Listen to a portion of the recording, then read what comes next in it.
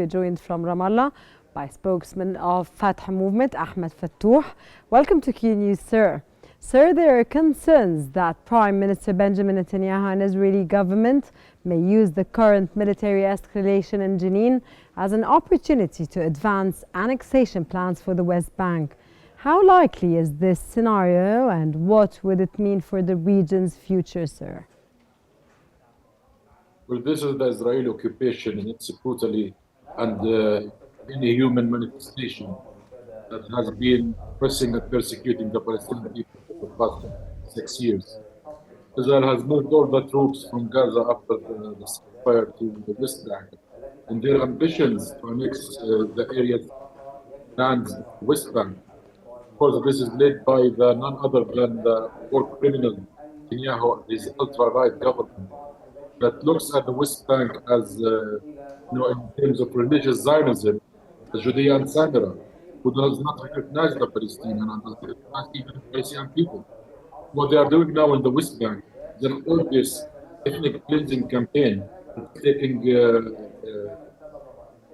West Bank. The resilience of our people, the steadfastness of our people is strong as ever. The unity of our people will remain and continue to confront this military aggression against our lands, our communities. Sir, given the recent ceasefire in Gaza, how does the escalation in Jenin affect the broader dynamics of Palestinian unity and the future of peace negotiations with Israel?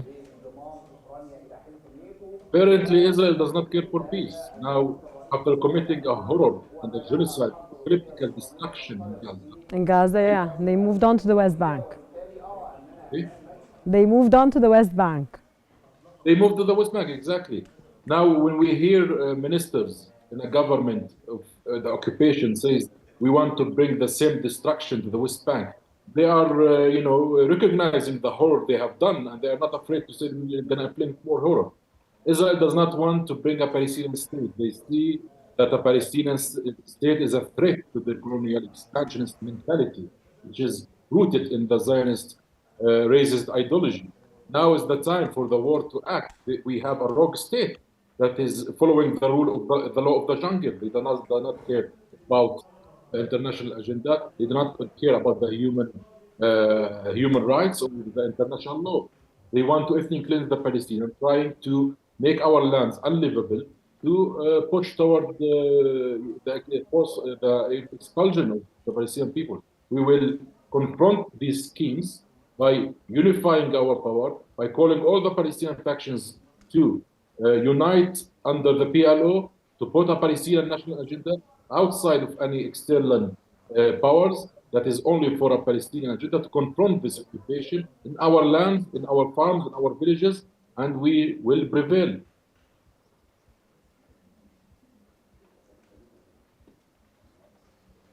Mr.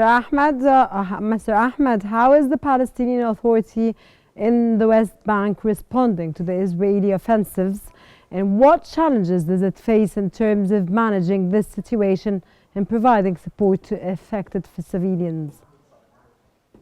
As you are aware, Israel installed around 900 checkpoints and blocks that separate cities and villages from each other, which is limiting our capabilities to reach each other. The Palestinian government is also not officially exist in the Area C. As you know, Area C is under the occupation control, but the government is working hard into reaching the villages with their representative, with their agents, and Fatah movement is also active on the ground to help our people, to aid them. The government is going to repair everything that Israel has damaged, like they have done in Tulkarem refugee camp, the Jenin camp. As soon as the occupation would retreat, they will enter to fix everything. We are the government and the Fatah and all the Palestinian powers are in contact and communication with the both governments to put and pressure Israel into. So nobody is capable till today of pressuring Israel. A ceasefire was achieved and implemented in the Gaza Strip, and now we moved on to the West Bank. Sorry, I didn't hear you correctly. No one in the international community, sir, or given the international community's concerns over civilian casualties, especially the United Nations, what steps, if any, have been taken to mediate or de-escalate the situation in Jenin at this point, sir? Right now, the international community has spoken. We are yet to see an actions, and we want sanctions against Israel. Unfortunately, the international community still seems to be hesitant to take decisive measures. The Trump administration was successful in pressuring to make ceasefire, but we hope that they will be more successful into bringing Israel back. Ceasefire in the Gaza Strip, sir, not in and then Israel and Benjamin Netanyahu moved on to the West Bank. Netanyahu is, a criminal, a genocidal war criminal. He, by the way, he still have thoughts to go back to Gaza. We are still not sure if Israel will not return and relaunch its genocidal war in Gaza.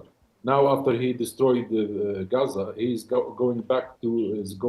By the way, the aggression on the West Bank has not stopped even before October 7. Since October 7, it has been intensified. Now it's even more intensified. Oppression, persecution, and arresting people arbitrarily without any law, without any court, it still exists on the ground. What he's trying to do is to push the Palestinians away from the villages, from the Area C, in his aim to annex this land. Probably the far-right government of Israel think that Trump administration, because in 2020 they offered the deal of the century at the time, which gave them, through the maps, gave them Area C. Maybe they think Trump is going to do the same this term. I hope that Trump administration now is much wiser. They have seen, they have heard, they have seen. Everybody have seen the crimes they have done. So we hope that this administration is going to stop Israel. And we call upon all of the people and the governments and the humane voices around the world to stop this madness. Yes, sir. Of course, thank you very much, sir, from Ramallah. That was spokesman of Fatah movement, Ahmed Fattouh. Thank you very much for your valuable, informative, intellectual insights, sir.